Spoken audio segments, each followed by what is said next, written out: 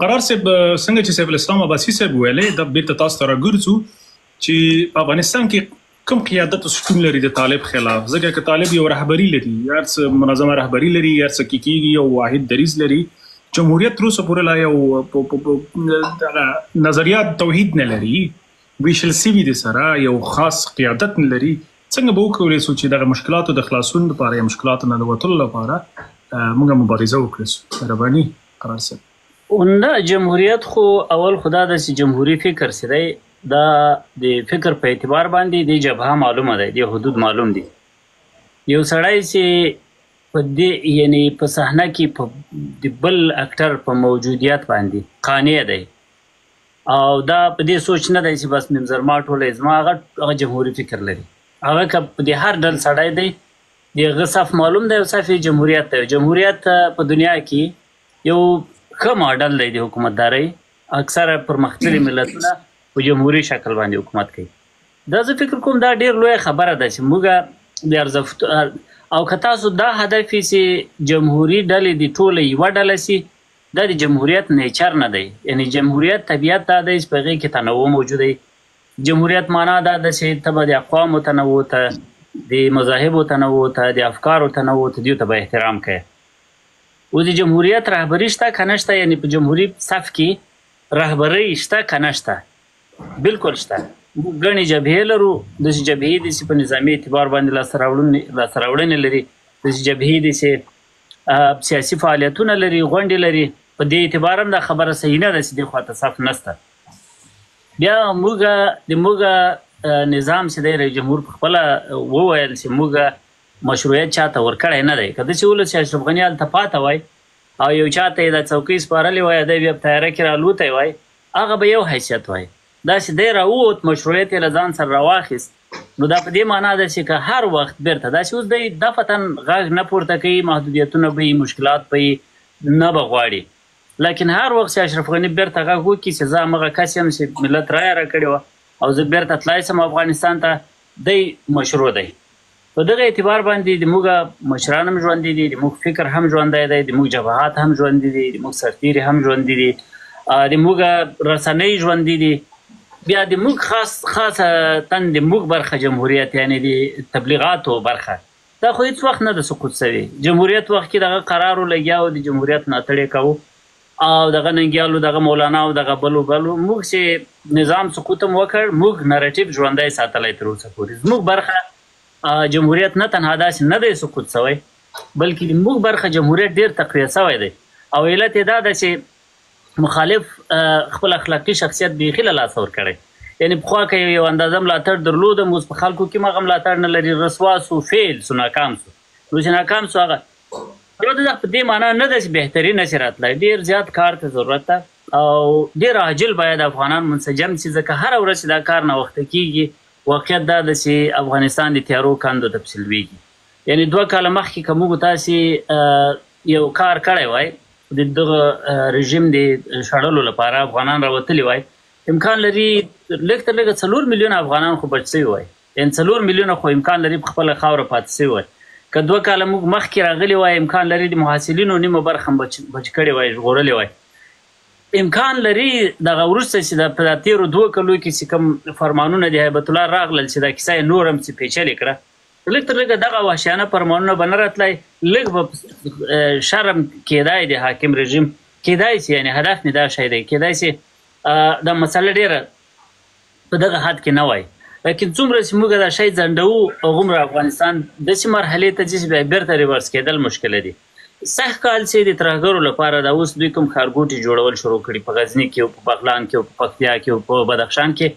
دا اوس مثلا 3 کاله مخکې دا دې مرحلې ته موږ نه ورسېدلې چې پنجابی ترهګر راوستل کېږي او هغوی ته په غزني کې ځمکې ورکول کېږي او ښارګوټي ورکول کېږي په خلجیشي نقطو کې، او دلته د دوی دلته په حقیقت کې د افغانستان په وجود کې نوې سرطاني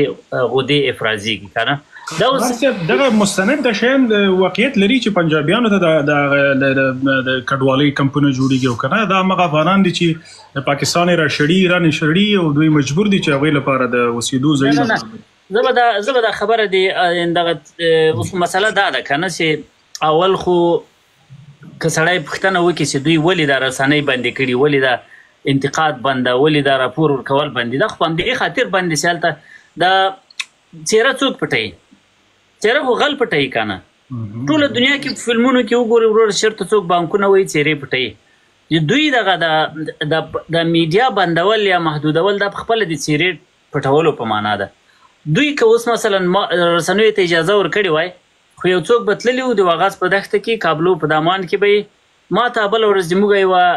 نالوستې خپلوانه ده بوډۍ ده زموږ دغه کېږي خپلوان،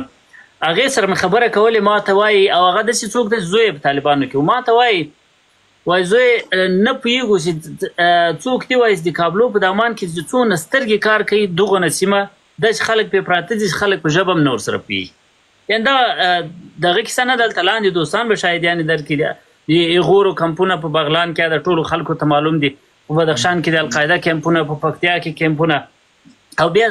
رسما دا خبره د پاکستان یو مقام وکړه او دوی لا تر اوسه نه ده رد کړې. هغه وایي چې موږ د طالبانو حرکت له موږ غوښتنه وکړه چې تاسې پیسې راکړئ چې موږ دوی ته دلته ښارګوټي جوړ کړو چې له سرحد نه یې لرې درته انتقال کړو، او وایي موږ هم ورسره ومنله او 2 میلیارده کلدارې وښودې چې دا موږ ته دوی ته ورکړي دي. نو خبره دا ده د دوی په اړه خو چې خبرې راوځي اکثره له پاکستانه راوځي، ځکه دوی یې نه کوي. د ډبرو اسکارو خبره هم له هغه ځایه راوځي، ډېر نور پټ او ښکاره مسایل چې دوی کوي هغوی یې د خپل داخلي سیاست په اساس باندې خبره کوي. دا اوس موږ مشاهده هم همدا وایي او د پاکستان د فوج او د وزارت خارجه دغه مشر خبره هم همدا وایي. نو د دوی د ځای په ځای کول او رښتیا دا پروسه خو اعلان سوله، زه خو دقیق نه دی رایاد، خو شمال ته دغه د ټي ټي پي په نامه د کسانو د انتقال مسله خو بیخي علانیه پروسه ده او دوی یې توجیه کوي یو ډول. دوی وایي چې موږ په دې خاطر دا کار کوو چې دا مشکل دی د خلکو کم شي، لیکن خبره دا ده چې شمال ته هم په هر صورت ته له پکتیکا را انتقال کړل غزني ته، دا مشکل څنګه کم شو؟ یعنې غزنی خو دومره لرې نه ده چې دی بله دې ځای بیرته که رښتیا د امنیت په خاطر. او بله خبره دا ده دا د تعجب ځای ده چې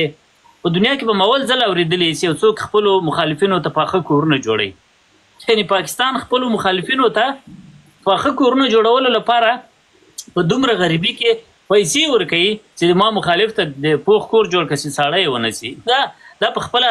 خطرناکه مسله ده چې پاکستانیان یعنې د اسلام آباد پاکستانیان د کابل پاکستانیان ته پروژې ورکوي چې هغه دلته پاکستانیان ځای په ځای کړي او داسې پاکستانیان دي که نه دي د دې بل دغه درته وایم دغه تېره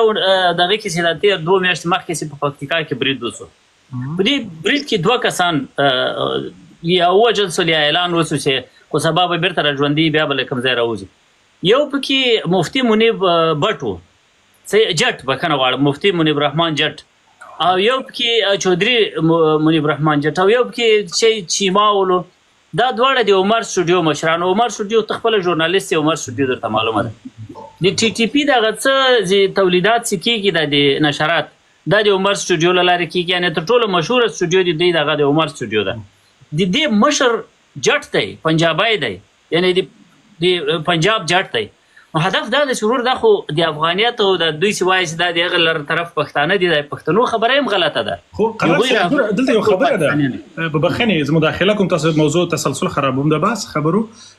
خو دلته که د پاکستاني که جټي که پنجابي که هر څوک خو دا تحریک خو د پاکستان د طالبانو د پښتنو تحریک ده که نه؟ نو څنګه بالکل همدا خو زما خبره ده. یعنې زما هدف دا ده چې دا خلک خو داسې نه دي چې د پاکستان یاغیان دي، دوی خو تحریفي طلبای پاکستان ځان ته وایي. که دا داسې وایي لکه بلوچ مثلا د کرښې د هغې غاړې دي خو لیکن د بلوچستان لپاره مبارزه کوي، یا که دا پښتانه قوم پرست وایي چې د کرښې د هغې غاړې دي خو د پښتنو لپاره مبارزه کوي، بیا به هم ویلي وو دا خو د پاکستان د نظریې لپاره مبارزه کوي. په حقیقت کې دوی د ضیاء الحق د لاس جوړې ډلې دي که نه. خو دا بحث بیرته هغه اصل خبرې ته راسو. زما پوینټ دا ولو چې په دغسې حد ته را رسېدلي یاستئ چې خپل خلک له ملکه ډله ډله وځي، پردي خلک ملک ته ډله ډله راځي او ځای په ځای کېږي. دوی ته اوس اشغال مه وایه، بیخي بل نوم پرې کېده، خو یو نوم خو ورته پیدا کړه که نه. دې ته اوس څه نوم ورکوې چې جټ راځي منیب رحمان جټ هغه په غزني کې ځای په ځای کېږي، ځمکې ورکول کېږي او د غزني خلک جوپه وځي، په پاسپورټ په دفترونو ځای نه کېږي، یو پاسپورټ خلک په $15,000 هم پرې خرڅوي، خو دوی له دې ملکه وځي کډه کېږي. دې شي ته ملګرو ملتونو یو څه وخت مخکې یو خبیر و هغه وویل وایي داسې ده ډیپاپولیشن پروسه ده، یعنی د پاپولیشن د انخلاء پروسه ده. دا داسې نه ده چې تصادفي پیښیږي، دا همدغسې شرایط قصدن راوړل سوي دي چې افغانان له ملکه فرار کړي. یعنې ګورې یوه خبره زه تاسو ته کوم، موږ تاسې کله کله دلته سره غوسه کېږو، یو له بل سره عقدمن کېږو، په نهایت کې تا ته هم باید خپل وطن مهم وي، ما ته هم باید خپل وطن مهم وي. په نهایت کې دا مهمه ده چې ته ولې را فرار کېږې او ترهګر ولې خپلو ملاتړو ته کتابونه چاپوي. یو څو ورځ مخکې حیات الله عتید په نامه باندې یو کس دی، هغه د یو ترکي آتر چې هغه هم د ترهګرو ډلو مربوط دی، یو نوی کتاب یې هغه ترجمه کړی دی. په هغه کتاب دلته په ټویټر کې په ټیک ټاک کې معرفي کړی و. یو نړیوال اسلامي یو کتاب چاپ کړی دی، په دغه اوله صفحه یې ورسره لیکلي چې که تاسو دنیا غواړئ افغانستان ته ولاړ شئ، که آخرت غواړئ افغانستان ته ولاړ شئ، او که دواړه غواړئ افغانستان ته ولاړ شئ. عجبه دا په کتاب کې په یو ځای کې د افغانانو د څېرو صفت کړی چې داسې ښایسته خلک دي، دوی ته دلته یې دې لپاره راځي چې ما ته لوڼې راکړي یا ما ته ښځې راکړي، خو راځي دلته ښځې کوي. یعنې هدف مې دا دی چې وچه ککړه سپاره بې ناموسي روانه ده په ملک کې مو، خاوره له لاسه ووته وروره، ناموسو ته لاس ځای سوی ده، د ملک مستقبل له خطر سره مخامخ ده، د بیرغ دښمني سته، د یو عرب په خاطر د ایمان ظواهري په خاطر باندې یو کندهاری کادر د افغانستان ورک ده، په دې خاطر چې دوی وایي چې د ظواهري سره له دې چې موږ په دې باور لرو ظواهري هم دوی خرڅ کړی ده په امریکایانو باندې، ځکه چې تر کابله چا راوځي، په کابل کې مثلا محمود شاه حبیبي د هغه راپور ورکړ، خو تر کابله خو دغه حقانیانو د کور مې نه راوسته، دلته یې پرې خرڅ کړو، او په مقابل کې بیا د یو عرب په سر باندې بیا یو افغان چې دی هغه یې دغه کړی ورک کړی، ترې تمې کړی ده، اوس هغه لانجه پرې روانه ده. هدف مې دا دی وروره په دغسې حالت کې نه ما او تا ته خپلې عقدې مهم نه دي، یو سړی د 200 ښکنځلې راته وکړي، خو د افغانستان خبره دې وکړي، والله بله زه احترام ورته لرم. او داسې په دی د ما سره د مشکل په خاطر تا سره د مشکل په خاطر راولاړېږي، د غټ مشکل باندې چې هغه د ملک له لاسه وتل دي، په دې سترګې پټوي، ته خو بیخي ګوره هغه ده، خو یعنې غفلت ته او په نهایت کې وروره ټولو خلکو ته دا سوال بیرته ټولو ته متوجه دی. مننه قرار صاحب. سمیر صاحب، ما پوښتنې په جواب کې قرار صاحب خو نه پوهېږم بحث ترې ډېر اوږد شو، بل طرف ته لاړه. ما د جمهوري نسل یا د مدني قوت خبره وکړه او قرار صاحب وویل چې جبهې فعالې شوي، دا زه توهین ګڼم دا جمهوري نسل لپاره، که موږ په امریکایي دفاع یا د امریکایي ملاتړ باندې په جبهو باندې باور کوو، هغې دپاره مدني قوت یا جمهوري قوت ورته وایو. یعنی دا هغه ناکامه تعویض دی چې د چپیانو د خوا نه کیږي. او یعنی که موږ دا خبره کوو اصل کې موږ په افغانستان کې جمهوریت یو چپي نظریه بیا ګڼو او دا تاوان کوي. یعنی موږ د مثلا د روسانو دغه ولیدله، موږ د امریکانو تیر 20 کالو کې چې د هغې په حمایه باندې جمهوري دولت د لاسه ورکړ، سره د دې چې جمهوریت باید موږ دپاره ارزښت وی، زموږ د سیستم، زموږ د ملک، زموږ د ملي مفادو دپاره یو دفاع وی. خو نن هم هماغه خبر بیرته تکراریږي چې ولا جبهې لرو او هغه داسې جبهې چې په امریکایي ملاتړ دي. نو دا هغه شی دی چې زموږ دغه کوم تقدس چې هغه جمهوري سیستم ته یي دا د هغې توهین ګرځي بیرته. نو زما دغه د کمنټ په توګه باندې زه بیرته دغه کوم نوی کوم. مننه صاحب. رسوان صاحب که قرار صاحب ته خبره اخیستې نو جواب به حتما درکړي. زه اصلي خبره دا ده، کاشکې موږ تاسو په داسې حالت کې اوسېدای سي افغان سره مخامخ وای که نه، خو موږ تاسو خو د وکتل چې دا بدري اتحاد په اریپور کې او په هغه کې په تربیه سوله دې خوا ته راواوښتل. معنا دا چې پاکستان غیر نیمه فوجي قطاعت راغلل افغانستان یې اشغال کړی. نو دا توقع دا خو ډېر ایډیل حالت دی چې موږ افغانان په داسې وخت کې یعنې وتوانېږو چې موږ په غیر د چا له مرستې افغانستان آزاد کړو. هغه ایډیل حالت خو نه دی چې دته په میلیونو ډالر روانې دته دی د پاکستان ته په هانیمون باندې خطاوه تیاره میاشت ده، دته له هر طرفه کومک ورکېږي او ته د بل طرف لاسونه ورته وتړې چې ته به له هېچا سره رابطه هم نه ساتې، نه به له چا کومک اخلې، نه به چا په هېواد کې پاته کېږي. دا خو انصاف نه ده که نه. موږ په دې نړۍ کې اوسېږو، په بله نړۍ کې خو نه اوسېږو، په همدې نړۍ کې به د همدې نړۍ له امکاناتو ګټه اخلې. له نورو سره له پارټنرشپ مشکل نشته. مشکل په دې کې دی چې موږ په دې پارټنرشپ کې دننه څه کوو. یعنې که موږ د خپلو ګټو لپاره کار کوو ځینې، خو ټولو هېوادونو مثلا زه درته وایم چې جرمني خپل ځان را جوړ کړ د اتحادیونو په مرستو په ماستر پلان باندې، کوریا ځان را جوړ کړ. کوریا ګوره نن سبا یو ټایګر اکانومي ده. کوریا ځان را جوړ کړ د اتحادیانو په مرسته باندې او په تکیه باندې. جاپان ځان را جوړ کړ د اتحادیانو په مرسته او په مؤثر پلان باندې. موږ افغانان هم سعودیانو خپل سعودي وساتله د عراق په جنگ کې د چا په مټ باندې؟ د امریکایانو په مټ باندې وساتله. خلیجانو په نهایت کې ټولو دغه اوس یې د کوم آرډر په هغه کې را جوړ دی. مثلا دغه جولاني د اسرائیلو دغه په سټینګرو باندې سیري حکومت تیاری را غورځولې.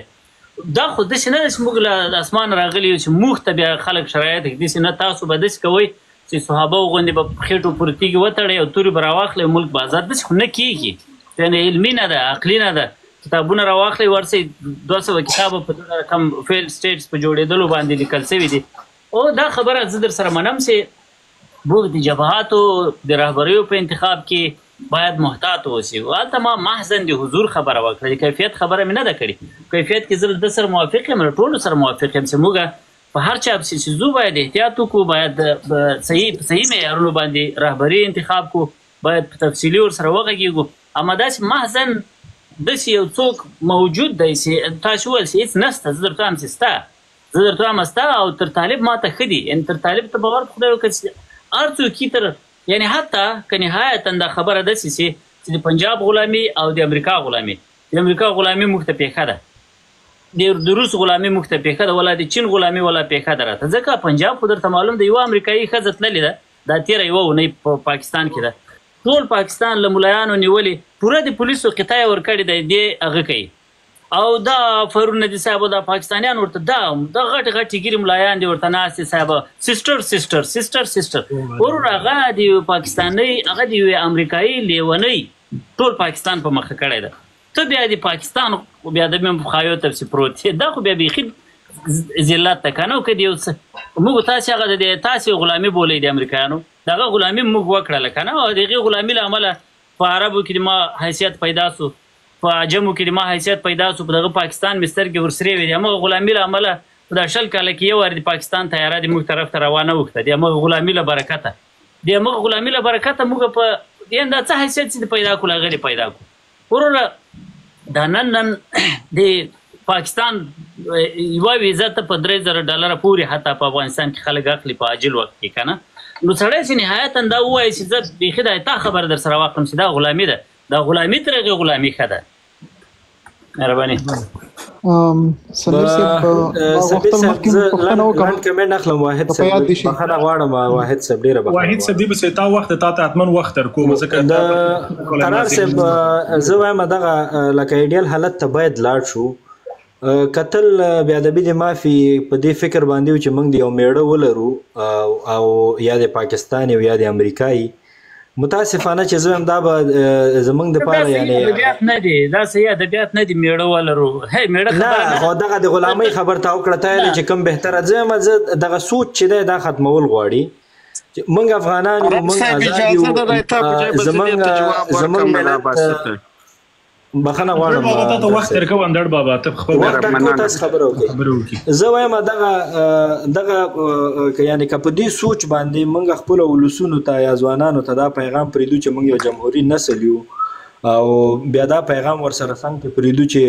د پلانکي نه د پلانکي غلامي ښه ده یا بهتره ده. ما درته وویل ګوره خبره مه تعریفوه. ما درته ویل ملولو که ده ته وایې دغه شی غلامي، زه خو ما نه دي درته ویلې دا غلامي ده او دا خو ما نه درته ویلې زه غلامي غواړم. دا خو د بیا بیل بحث ته چې حتی له امریکې سره د موږ ګټې په دا نږدې راتلونکي کې الای کېدای شي که نه شي. زه خپله په دې باور لرم چې د امریکې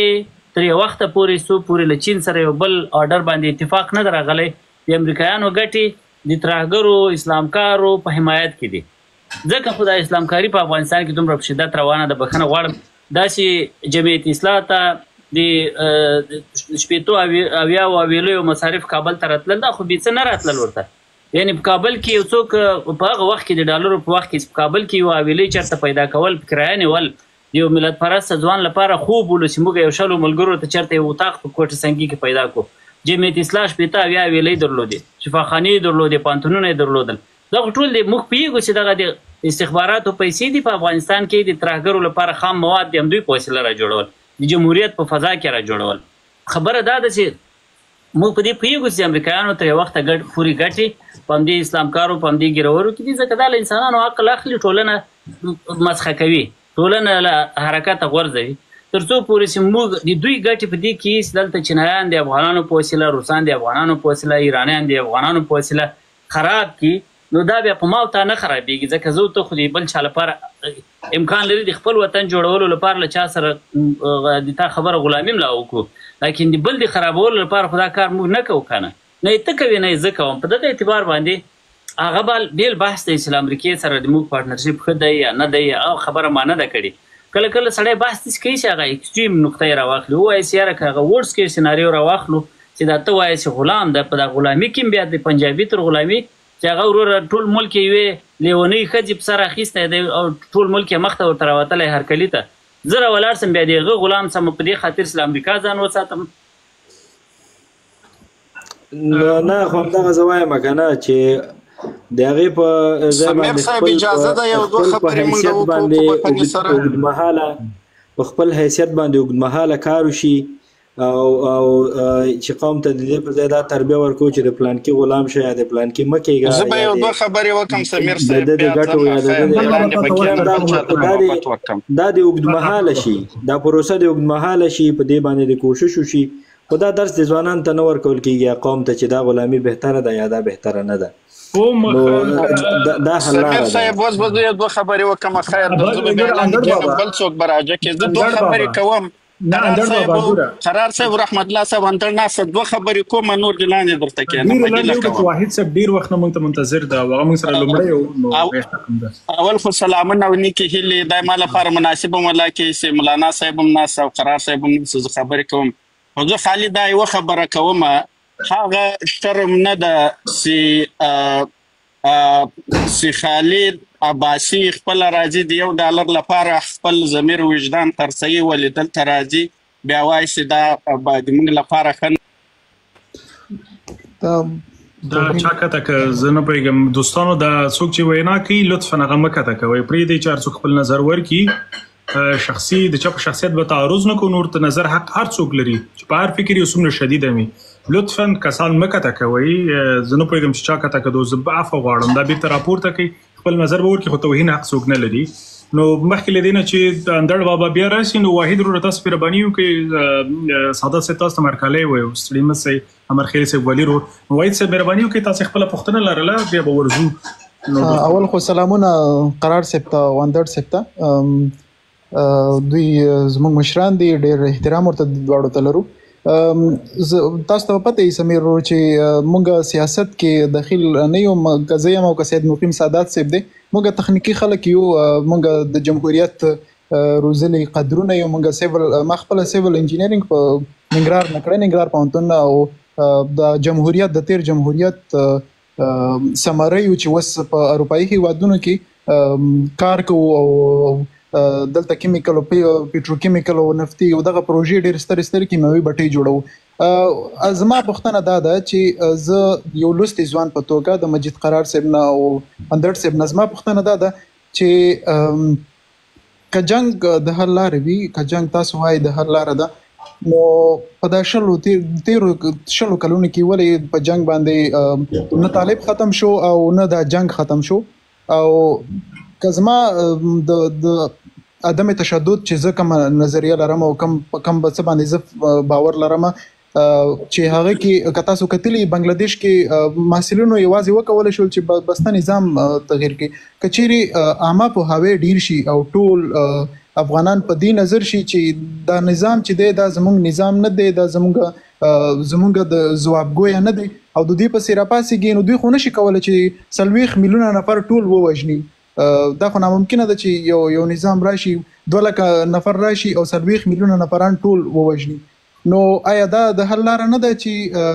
ټول د یو واحد څپ پر ډول باندې دوی پسې راووځي او دوی ته ووایي چې تاسو حق نه لرئ چې زما د لورګانو ښوونځي وتړئ، تاسو حق نه لرئ چې ټول دولتي او که هر څه دي، که هغه تخنیکي پوسټونه دي او که هر پوسټ دی هغه تاسو پکې ملایان کېنوئ، صحیح ده دوی ته خپل حق ورکړي خو دا خو داسې نه کېږي چې ته زما د انجینر حق پرې خوري یا د سید مقیم سادات صاحب چې زموږ د وطن قدر دی د دوه حق پرې خوري او داسې نورو د تخنیکي کسانو باور وکړي قرار صاحب زه به درته د خپل یوه کیسه وکړم د سمیر صاحب د ټولو دوستانو ته هم دا کیسه کړې ده مونږ دلته ډېره ستره پروژه کې یوه میرمن زمونږ د عمومي هغه د هیډ کوارټر ده هغوی تیر د 2024 کال عمومي هغه ما ورکولو پریزنټیشن ما ورکولو د بسته پروژې دې پروژه کې د اخره کې چې ما نه وپوښتل چې ته د کوم ځای ما ورته زه د افغانستان یم نو ډېر په داسې یو بل انداز باندې چې هغه تحقیر مامیز انداز باندې دوی ما ته وویل چې ته د داسې یو ولسې چې هلته ښځه چې ده د ژوند حق نه لري نو باور وکړئ که موږ ورته مخ وړاندې کولو یا د ځواب ورکولو کوم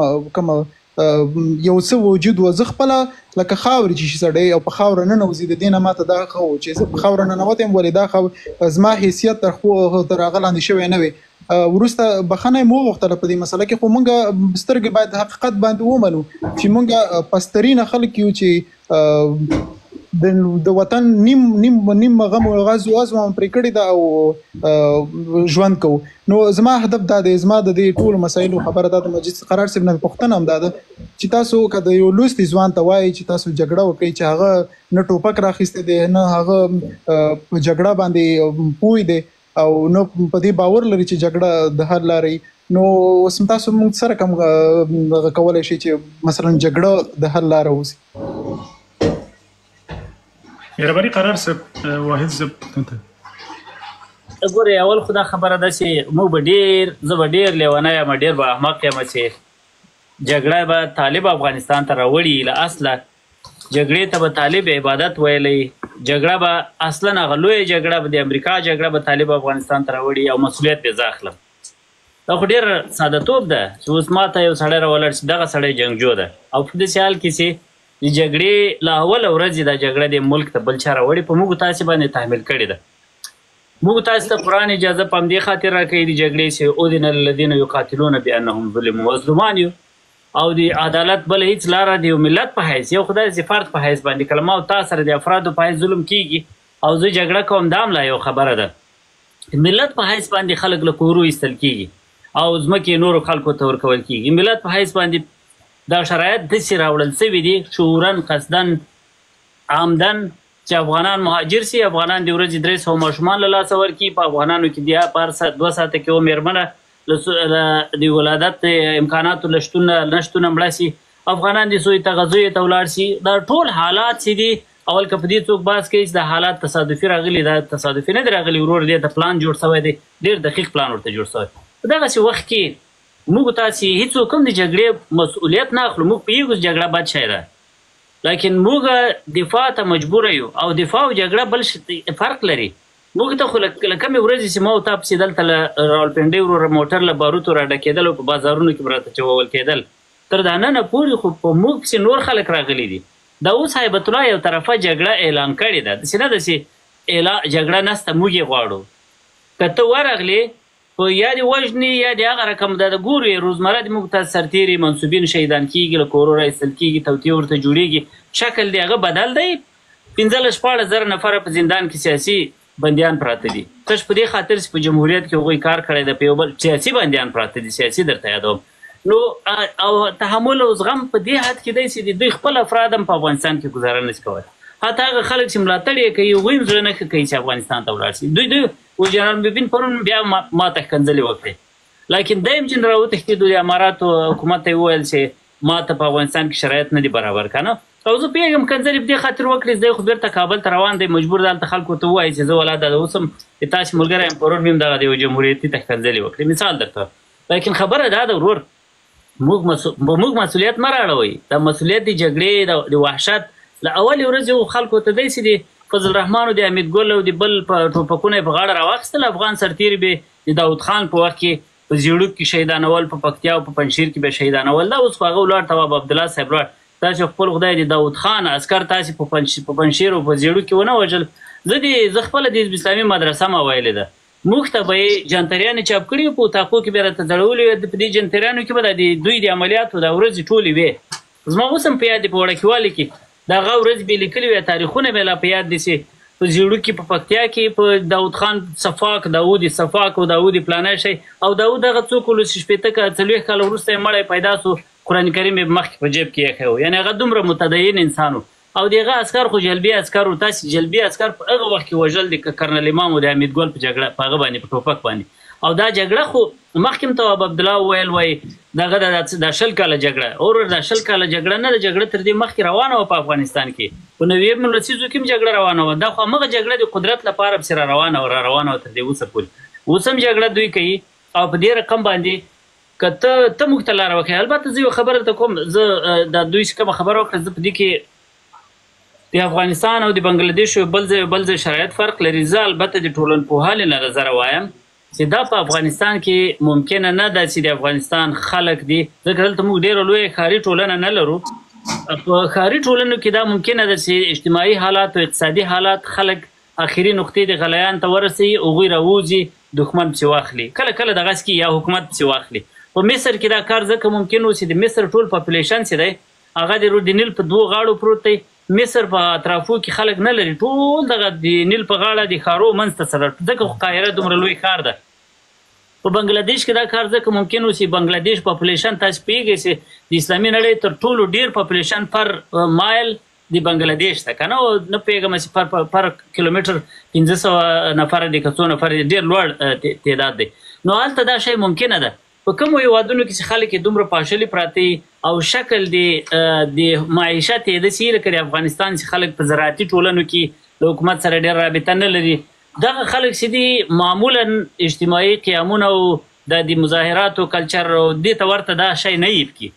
نو موږ د عقلا زه درته وایم چې دا شی چې دی په افغانستان کې ممکنه نه ده چې تاسو فکر وکړئ چې په حتی د پښتونخوا په سیمه کې دغه 40 کاله د پاچا خان ډله همدا کیسه کوي د عدم تشدد ملګري زه اوس کوم ملګري وایي زه د عدم تشدد یم هغوی په همدې فکر کې دي چې دا به خلک به هوښیار سي هغه ورځ په ورځ خلک ګلخانان سول ورځ په ورځ خلک پاکستانیان سول تر دې حده پورې دا خبر راورسېده چې پاچا خان زوی راولاړ سوی دی پاچا خان په کور کې هغه وایي زه د پاکستان دفاع کوم دا ورځ په تاسې هم را روانه ده والله بله که په پکتیا او په خوج کې تاسې دا اوس هم خلک را پیدا سوي ګروپونه یې جوړ کړي دي په مسعار و شروع درته کوي لکه د خراسانیان عین همداسې خلک یې را جوړ کړي دي وایي موږ ننګرهار د پاکستان برخه غواړو ګروپونه یې جوړ کړي اوس ته نه پېژنې سم کمپاین یې روان کړی کشو پشته او دا شی در باندې رښتیا کوي ډېر شیان د موږ ذهن ته نه راتللی وخت اوس یې ګوري چې اوس دوی اوس یې په افغانستان کې د درس په حلقو کې د غټو ملایانو ته ویلي دي چې تاسې به د هر درس په د حلقه کې زده شروع کوئ په 2 موضوعاتو باندې به د درس نه مخکې وروسته لږ نظر ورکوئ خلکو ته یو به دا کوئ چې د اسلامي امت ترمنځ ډېر درز اچول کېږي دا پنجابی ده دا پښتون ده دا بلوچ ده دا خبرې به تاسې په خلکو کې له منځه وړئ ځکه خو اسلامي اخوت ته کار کوو دا خبرې به تاسې هر وخت به دا تقریر ورته کوئ چې دغه د 2-3 نفرو کلیپونه هم راووتل د حماسي یو کلیپ راووت چې وایي دا سره خولیو والا ملحدان دی او دا شی اوس دوی په کابل کې شروع کړی د پاکستانایزیشن په اړه باندې لکه هغه فضل الرحمن چې وویل چې ما ته هیبت الله وویل چې موږ په نصاب کې د پاکستان په ضد کرکه ختمو دا یې د درس په حلقو کې هم شروع کړې ده بلې دا ورته ویلي چې دغه ملت پالنه به تاسو ټاکوئ نشنلیزم کفر ده او دا د وغه ده د دې لږ لږ ګزک دی هغه ته ټیک ټاک ته هم راووت دا څه وخت مخکې چې دا د نشنلیزم مقابل کې خلک لګیا دي دا هغه سلسله ده ولې د افغان نشنلیزم سره دوی دښمني مخالفت کوي مشکل ورسره جوړوي په درس په حلقو کې هم دا کیسه روانه ده حماسي هم په همدې شي لګیا ده دین محمد هم په همدې لګیا ده د هر درس په حلقه کې هغه شیخ عبدالسمیم په دې دا ټوله د هغه د سیسټم برخه ده چې دوی لګیا دي د افغانانو ملي هویت سبوتاژ کوي نو که په دې شکل موږ پاته سو خرابوي مو زه وایم دوه ډوله د هغه دوه ډوله دغه دي حالتونه دي یو دا چې ته کافي مدني سیاسي پوټنشل را جوړولی سي تغییر پرې راولې که دا کار تا کولی سوی خو ډېره ښه خبره ده که دا کار تا نه سوی کولی دښمن ډېر وسایل درلودو په ډېرو وسایلو قابض و مثلا لکه دا اوس موږ کوم حالت کې موږ یو سپیس 1500 نفر راځي هغه ملي تلویزیون هم په اختیار کې ده 40 نور تلویزیون هم په اختیار کې دي 9 میلیونه مطالبین هم ورته ناست دي درګرده 9 میلیونه ماشومان یې سږ کال مدرسو ته لېږلي دي برین واشنګ لپاره ټول اخوندانو ته ناست دي کفریات او شرکیات پې باندې زده کوي او دغه ذهنیتونه ورکوي چې دغه دلته راځي په داسې حالت کې تاسې تناسب نسئ راجوړولی دومره لاره بیا دا ده چې تاسو د اخلال لاره خپله کوئ د اخلال لاره دا ده چې یو سړی چې ته یې نشئ کولی ته یې ورته پرې نه دی چې دی اوس که دغه کار د موږ په لره پښتونخوا کې هم سوی وای د دې په ځای چې اوس ته نشې مقابله کولی لږ ته لږه دښمن هم پرې نه ږدي چې هغه راسي تا په سیمو کې انډاکټرینیشن وکړي پاکستانیت زیات کی تا په سیمو کې خلک په خپل ذهنیت ولوبي نو موږ هم دغه شی باید وکړو چې اخلال وکړو او دوی پرې نږدو چې دوی په افغانستان باندې دغه پروژې د افغانستان د ملي هویت د سبوتاژ او د انډاکټرینیشن او د برین واشنګ او د خلکو د غرور اخیستلو د خلکو د تذلیلولو دا پروژې په خلکو باندې سیستماتیک شکل عملی کړي او نصابونه راته بدل کړي پوهنتونونه راته فلج کړي مکتبونه په مدرسو راته بدل کړي دا په بل نسل کې بیا دومره درته مشکله کېږي چې ورور دا وطن به بیا ورپرېږدي لکه دا اوس یې پرېښی اوس خو د یوازې حضورا ورپرېښی ده بل نسل کې به بیا ته بیخي دغه هغه به هم ترک تابعیت په کوي بیا به دلته په دې باندې خوشحاله یې چې اوس د تابعیت له ځانه وشکوم چې خلک مو په غرب کې هره ورځ کور مخ ته اف بی آی نه ولاړ او دا کیسه راځي دا کیسه زه قسم درته خورم په تاسو پسې راځي په دې غرب کې یاستئ په شرق کې یاستئ او داسې نه ده چې یوازې غربیان او کفار به مخالف وي خو خدای کوم دا ترکیه پرېږدي والله بله کوم دا ایران پرېږدي والله بله کوم دا سعودي او دا امارات پرېږدي دا اوس امارات دی اوس موږ په افغانستان کې دغه امارات له صرف خلیفه سراج الدین ته میلیون ډالر ورکوي دغه امارات او دا قطر یې ورکوي لیکن بیرته د طالبانو یو فعال هم نه پرېږدي چې هلته په اماراتو کې مزدوري وکړي دا ځکه چې منافقت را سره کوي ورور ترکیه په خپل هیواد کې مدرسه نه جوړوي زما په هیواد کې جوړوي ولې خو له افغانستان نه د بدرفت څه جوړوي او که ته دې ته ناست یې چې ودرېږه زه به خلک پروفیسران کم په هر کور کې به یو نلسن منډیلا را پیدا شي بیا به راوځي له کورو بیا به په دفترو ورسي دا شی خو زه د هغه په اعتبار ټولنپوهنې په اعتبار درته وایم ما په همدې برخه کې لږ لوست کړی دا شی په افغانستان کې امکان نه لري مننه زه دغلته یو خبره فقط کوم قرار صاحب د خپن شي ما داسې نه دی ویلی چې مثلا تاسو جګړه راوستې یا تاسو سرسخته د جګړې طرفدار یې زما هدف دا و چې یعنی راتلونکي کې که اوس موږ بیا جنګ وکړو که بیا جنګ راشي دا جنګ خو به نه ختمېږي دا خو به همداسې دوام کوي موږ به هغه وژنو دوی به موږ وژني زما هدف دا دی زما د دې مثلا زه پوهېږم ستاسو ځواب ډېر قناعت کوونکی و چې مثلا زموږ ستاسو کومه ټولنه چې ده هغه ښاري ټولنه نه ده او دغلته دا شاید نتیجه ورنه کړي نو زه بیخي اوس موږ د لوستو ځوانانو په حیث باندې به درته زه فقط دونه وایم چې اوس موږ نه هم لاره ورکه ده چې اوس کومه لاره سړی اختیار کړي جګړه موږ نشو کولی او دا بله لاره د حل لاره نه ده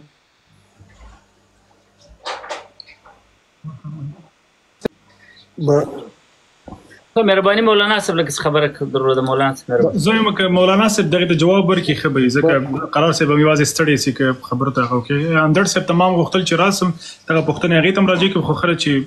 اندړ صاحب بایک خلاص کړي خپله دې ته جواب ورکړي مهرباني وکړئ مولانا صاحب د ما بحث خو بیل بحث و که نه ما تاسو پوښتنه له ما نه کړې وه د ما هغه خپل بحث مې تکمیل شوی نه و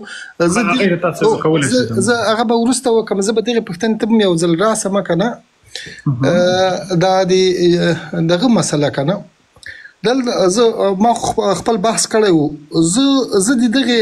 دغه جګړې هغه اصلي لامل په افغانستان کې څه بولم کنه ما مخکې وویل د نیابتي جګړې دي کنه دلته اصلا د جګړې دوه لوري په افغانانو کې انتخاب کیږي هغه په فکري لحاظ باندې انتخاب کیږي هغه په فکري لحاظ باندې دغه د اوس هم انتخاب دي حتی دغه د اوس بیخي ورځ تر بلې ثابتېږي هغه یو دی رونانده خلک ورته وایي لیبرال ورته وایي سیکولر ورته وایي پوهنتون خلک ورته وایي مکتبي فکر ورته وایي امان الله خاني فکر ورته وایي هر کوم نوم چې ته پرېږدې بله خواته طالبان ورته وایي ته مجاهدین ورته وایي توندلارې ورته وایي افراطیان ورته وایي متطرفین ورته وایي هر څه چې ورته وایي د مدرسې فکر ورته وایي هر څه دغه دوه فکره په افغانستان کې تیار موجود دي او د دغو دوه افکارو ترمنځ دا جګړه هم سوې ده او دغه دوه افکار د جګړې دوو خواو ته درېدلي دي یوې خواته مثلا که دغه نیابتي د مخکې چې ما جګړې وویلې چې که دا نیابتي جګړې هغه په لاس هغه سړک جوړوه مکتب جوړوه شاګرد روزه مدرسه جوړوه مسجد جوړوه دغه روناندې ته ورکړي دا بلې خواته چې وروره اله اشغال د یو وطن خلاصوه ازادي راوله او اسلام کامیابوه او نړیوال دغه کوه کنه نړیوال خلافت قائموه او امارت قائموه او المؤمنین راوله دغه دا بل ته ورکړی دی کنه زه هغه ورونو ته چې په افغانستان چې څوک کادرونه دي په افغانستان کې یا په اصطلاح څوک ځان ته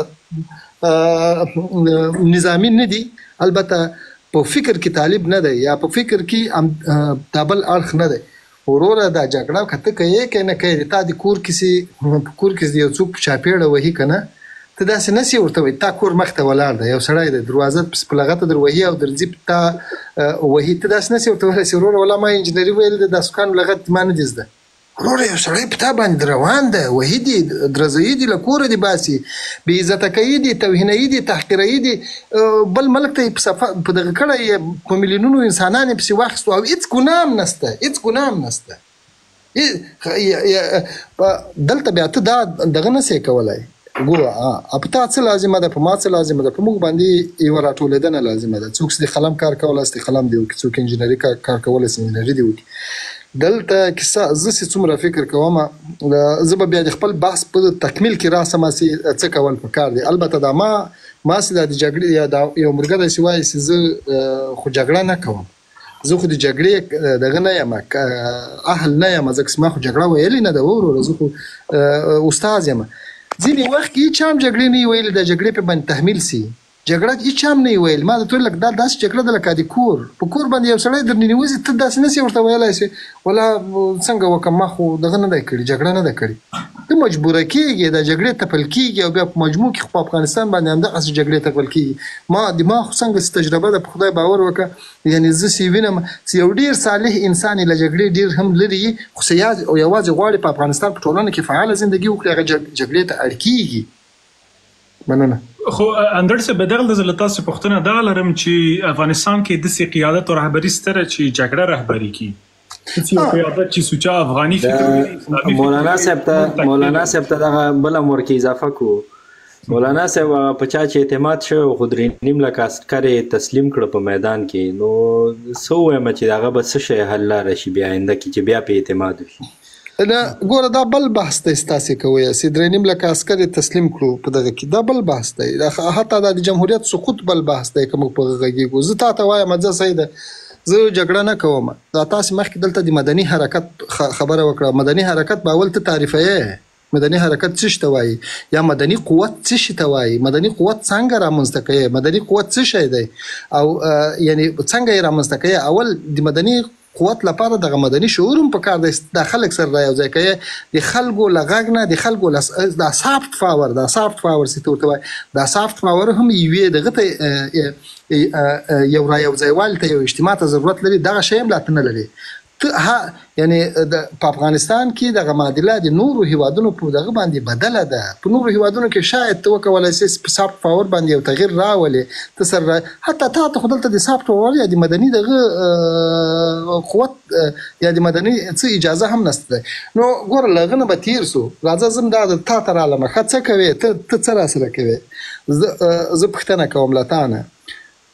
دغه افغانستان د ما وطن دی تابعیت لرم د غزني د اندړو ولسوالي یم کلی مې معلوم دی کور او ګودر مې معلوم دی اوس مې سړی په د خپل کلي او کور او ګودر کې نه پرېږدي اوس یو سړی ماله خپل کور او کلي او ګودره باسي په ما باندې یو قسم ټاپې وهي بل قسم ټاپې وهي عافیو په نامه باندې وتړلم ویې بندي یې کړم زندانونه را باندې ډک کړو هر څه یې کړم زه څه وکړم یعنی ما ته خو له جګړې بل انتخاب دې سړي راکړی نه دی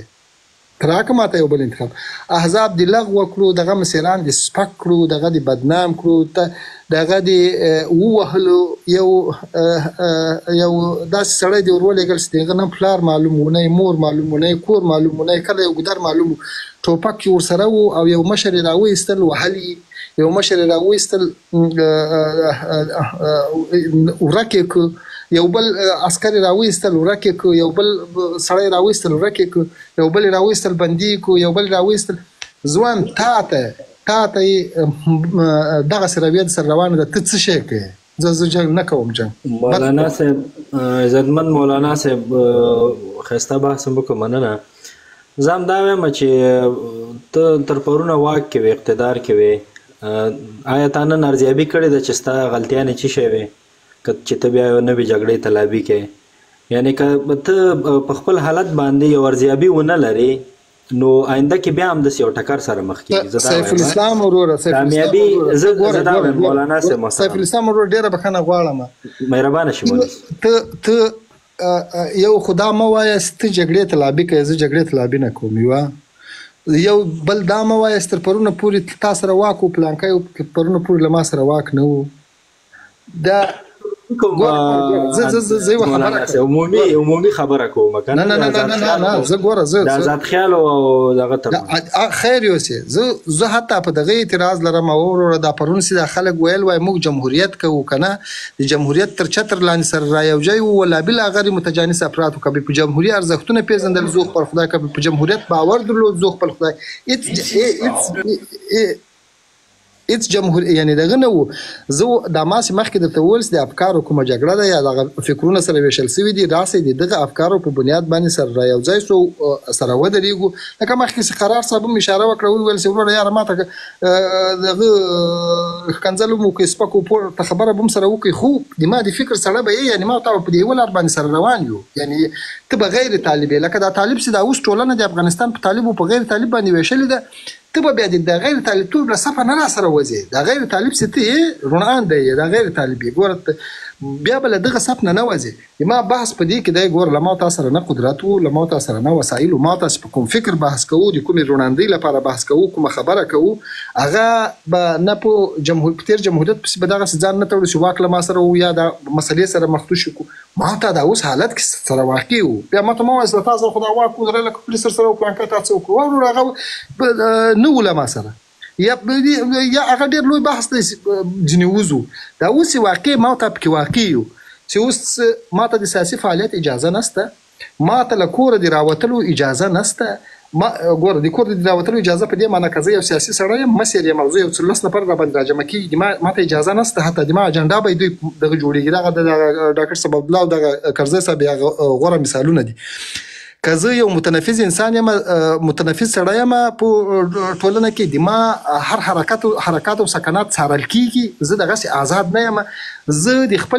خپل خبره نسم کولی حتی تاسو د ولیدو هغه کسان چې له طالبانو سره یې د طالبانو د تیر تحریک نه مرګري د ستانکزی صاحب درته یادوم له تیر تحریک نه سره مرګری دی د ستانکزي ځای پکې نسته دی ولې ځکه چې هغه د دغه فکر سړی نه دی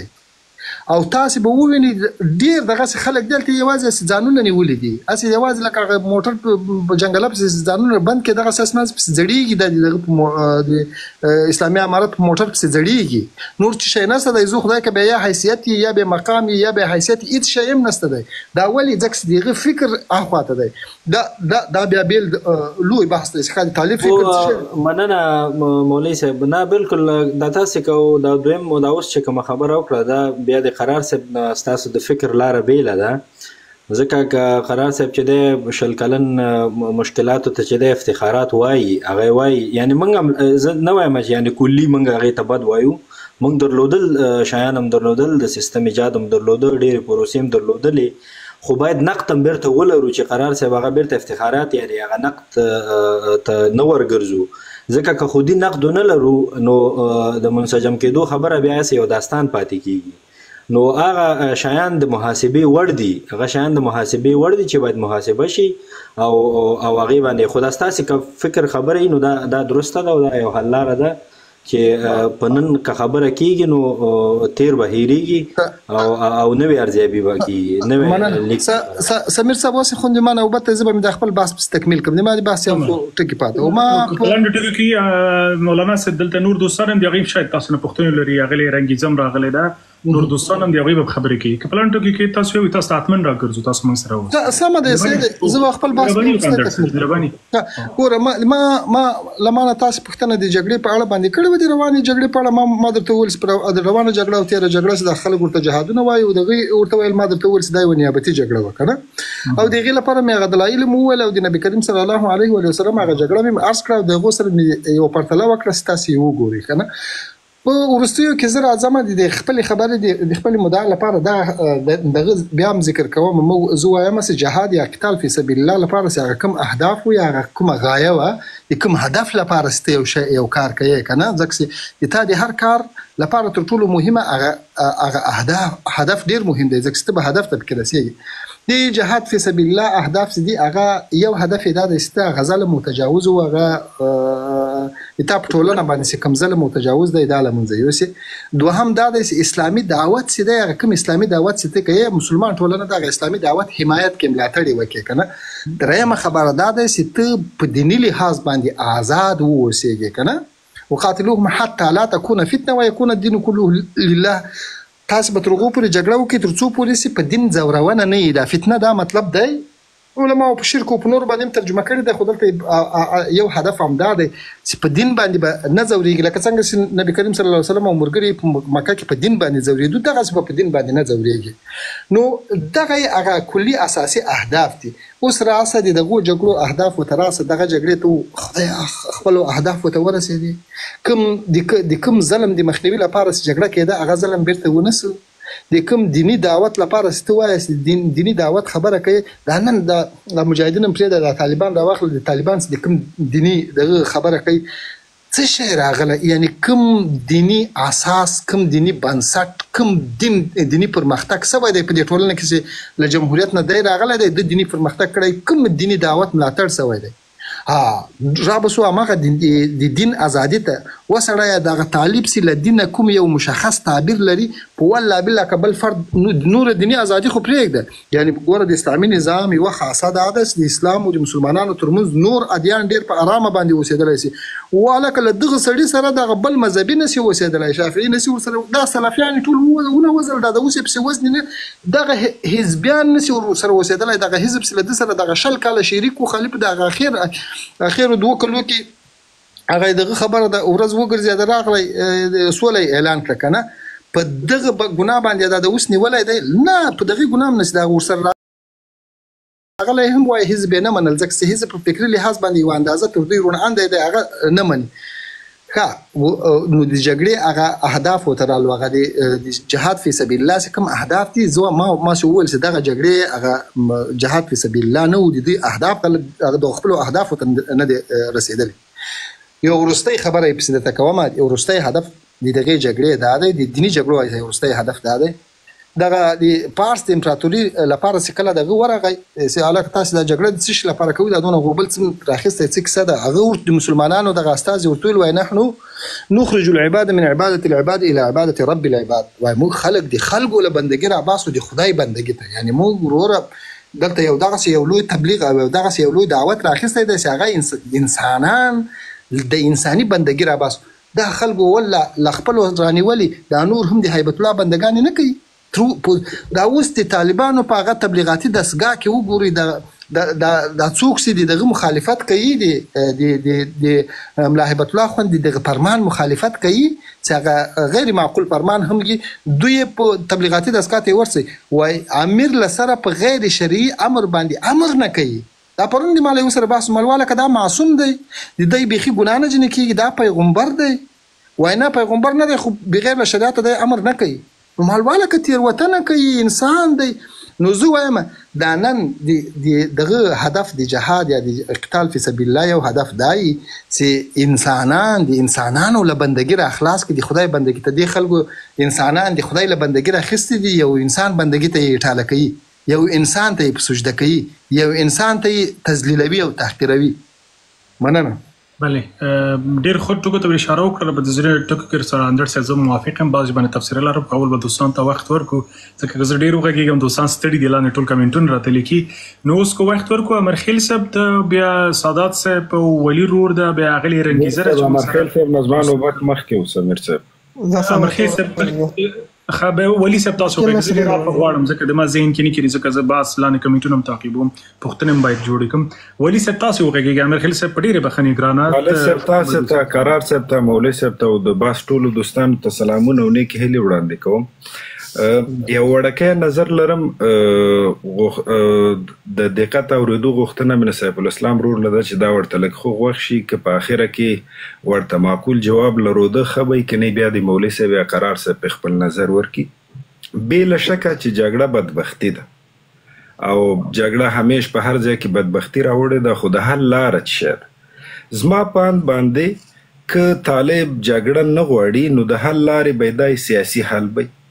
خو بدبختانه چې سیاسي حل دپاره خو سیاسي حزبونه تړلي دي او د سیاسي فعالیت اجازه نشته او هیڅ شی د سیاست په نامه د سیاسي حل په نامه هیڅ شی د سره نه مني او نه یې پېژني. که له دې راتېر شو نو بل حل به یې دا وي چې بین الافغاني مذاکرات چې له دوحې د تړون له وخته یې د سره ونه کړل، اوس یې هم د سره نه کوي او دې اصل تم قانع نه ده. له دې نه وروسته به بل حل ملي اجماعي چې په دې هم باور نه لري، دا ځان ورته ملي ښکاري او هر څه په ځان کې ګوري. له دې وروسته به بل حل به دا و چې ګډ حکومت خلکو ته په حکومت کې ونډه ورکول، چې خلکو ته هم په حکومت کې ونډه نه ورکوي. ښه مثال کومه ده؟ صحیح ده، دا یو حقیقت ده. دلته تاجک دي، ازبک دي، هزاره دي، نور قومونه دي، نور ترکمنونه دي، نور اقلیتونه دي چې هغه هم پکې نه لیدل کېږي. دې اصل ته هم ژمن نه ده. له دې راتېر شو نو بله خبر به یې دا وه چې مدني فعالیت ته به اجازه ورکوله، چې مدني فعالیت خود موته په خارج کې ناست یو، دلته د ورته نه پرېږدي، په داخل کې خو یې بیخي دا دروازه هم درپسې تړلې، دا هم د سره نه مني. له دې نه هم که راتېر شو نو بل حل به یې دا و چې علماو رول پرېښی وی، هغه بېطرفه علما، هغه بېطرفه دیني او قومي مشران چې هغه په دې ټولنه کې شته او طالب نه وي، چې هغوی یو د حل لار راویستلی وی تر څو یې دا قومي او مذهبي دغه اختلافات له منځه وړی، چې دا هم د سره نه مني او دې حاصل تم قانع نه ده. د دغه څو ټکو په یادولو سره بې له شکه بیا وایم چې جګړه غټه بدبختي ده او په 40 کاله له 40 کالو څه باندې 40 کاله چې د ولس په جګړه کې ده، هیڅ خیر او هیڅ نفع هم په لاس ترې نه ده راوړي. آیا جواب یې څه شی ده؟ که معقول جواب لري هغه ده، که نه مولوي صاحب یا قرار صاحب د خپل نظر پرې ورکړي. مننه ولي صاحب محترم، الله دې عزتمن لره. ګوره ولي صاحب، دا خو تاسو چې کوم شیان وویلې دا ټول واقعیتونه دي او دې نه څوک سترګې نشو پټولی چې ډېرې دروازې بندې دي د ډیالوګ دپاره او یو داسې لاره چې هغه مناسبه وي چې افغانان پکې ځان وویني. دې کې بالکل شک نشته ده چې طالبان نرمخ نه ښیي په قضایاو کې او یو دا دروازې بندې کړي، که د تعلیم په اړه یې، که هغه په سیاسي میدان کې او که هغه په د خلکو د راټولولو په میدان کې. زه ولي صاحب دا وایم چې دلته دا خو د خبرې یو اړخ ده. زه دا وایم چې مثلا دغه 40 میلیونه افغانان دی باندې ته یو جنگ بیا تحمیلی، آیا د دې په نتایجو بیا پوهیږي؟ مثلا اقتصادي نتایج چې دي، د قوم تباهي کوم حالت ته ځي، د قوم اخلاق کوم طرف ته ځي، مالی حالت چې دی مثلا د یو سقوط سره چې کوم تاوانونه راغله، مثلا بیا د دې نه وروسته بد نه بدتر ځي. مثلا د موږ تېر ولیدل په دغه کې چې په موږ د زرداد پاټک هم ولیده او موږ د دغه ملیشې هم ولیدلې، نو هغه حالت ښه دی. او که یا موږ سره که همدا یو لاره چې مثلا تاسې وایي چې جګړه او داسې یو انقلاب، آیا تاسې د خپله جګړه کامیابوی شئ؟ یعنې دا پوښتنه ده. یعنې تاسو سره دا تاسو چې د کومې جګړې خبره کوئ، آیا دا کامیابېدی شي؟ که افغانستان یو بل بحران ته تاسې بوځي، تاسو سره څه د دې ضمانت دی؟ دې کې دا خبره هم ده که نه؟ نو موږ مجبوره یو ولي صاحب، موږ مجبوره یو وخت فرګو سیف الاسلام صاحب ته که ته به څه تفسیر لري تاسو ما خدمت کې راغلم. سمه ضرور یعنې تاسو چې د کوم جګړې ته لاره پرانیزئ، آیا تاسو سره بیا د دې ضمانتونه شته دی چې دا جګړه تاسې کامیابه کوي؟ تاسو ملک یو بل بحران ته بونه ځئ، بیا د جنرال دوستم جمهوریت جوړ نشي او بیا پکې ولې وایي چې تاسې لاره پرانیزئ؟ واوروره، نه زه عمومي خبره کوم، دا فرد ته نه ده جګړه خو قرار صاحب، دا عمومي خبره ده. بیرغ درته هغه ما وویل چې هغه کومې لارې بندې دي، هغه چې کومې لارې بندې دي خو موږ ومنلې، هغه یو واقعیت دی. آیا دا اوس چې کوم شدت ګوره ته داسې وکړه واضح قرار صاحب ته زما خبره که پرېږدي، که زما خبره پرېږدي زه تکمیل کړم بیا تاسې رد وکړئ، بالکل حق لرئ. نو ولي صاحب یعنې دغه کوم حل لاره چې تاسو سره ده، دا خو دیني لحاظ هم دا خبره ده. که ته یو حکومت کې ظلم ګورې، ظلم کوي او ته د بغاوت ته تیاری کوي، نو بغاوت په هغه صورت کې تا ته روا دی، په کوم صورت کې ته خپل بغاوت کامیابوی شي. که نیشي تر هغې به ته یو سیستم نشي راوړلی او روان سیستم تباه او برباد کوې، د 40 میلیونه خلکو ژوند په خطر کې اچوي. نو دلته دغه مسایل هم دي چې دې ته په نظر کې وکتل شي. او که نه نو تاسې یو داسې حل لاره هغه د خیر دی لږ اوږدی، هغه د قرباني ډېره وغواړي، چې هغه د مدني قوت دی چې هغه په هغې د کار وشي او پارامه د کار وشي، یو دایمي حل لاره دي. سیف الاسلام ورور د ما پوښتنه هم د سره جواب که که نه، دا ته چې وایې چې مثلا جګړه دغه شته نظام خرابوي. زه درته وایم دا شته نظام کې خو موږ تدریجي هلاکت ته روان یو. ته په دې پوهېږې که نه پوهېږې؟ دا اوس دغه حالت زه وایم چې دغه نارمل حالت نه دی، کش کې دا نارمل حالت هم وای موږ به ویلو چې وروره صبر وکړئ